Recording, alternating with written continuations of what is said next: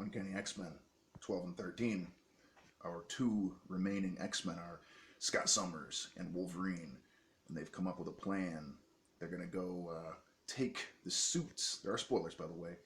This is by Matthew Rosenberg and Salvador Larocca. They're going to take the suits of a couple of the ONE soldiers who are in charge of the mutant experiments, as well as the cure that's going on in a world where there are barely any mutants left. And they end up getting in there, getting into the plantation, let's say, where all the people are being housed. And they fight off all these, they fight off Sentinels that they figure out are actually Strong Guy Guido from the X Factor team and Danny Moonstar. They wind up having them help them, and they rescue a good lot of their fellow X-Men who they had thought were dead, which they had figured out they're not. And they get Jamie Madrox, Multiple Man, and Wolf Spain, and Havoc, and a few other good characters. I think Mirage is one of them. I think Magic is one of them.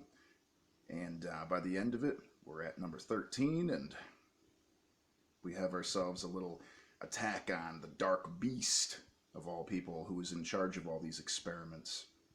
I won't say too much more. Gave you a plot synopsis. I would say, holy guacamole, this is great. There was one part that really got me jazzed, and that was seeing all the X-Men in their classic outfits, like Scott Summers has here from their old cartoon show of X-Men we all grew up on, or some of us.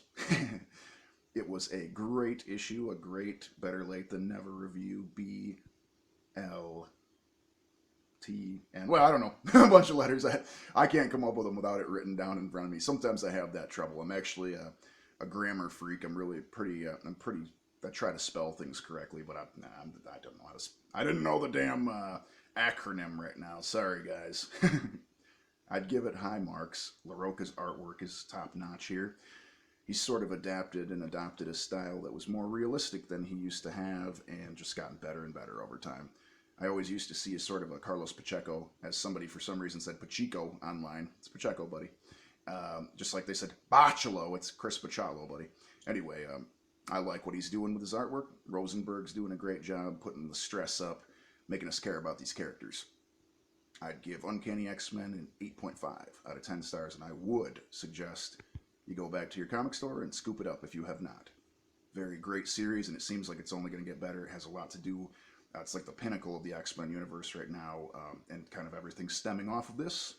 So if you are a 90s child or whatever, then you probably love X-Men as much as I do, and think you'd like this series. So it's worth the money.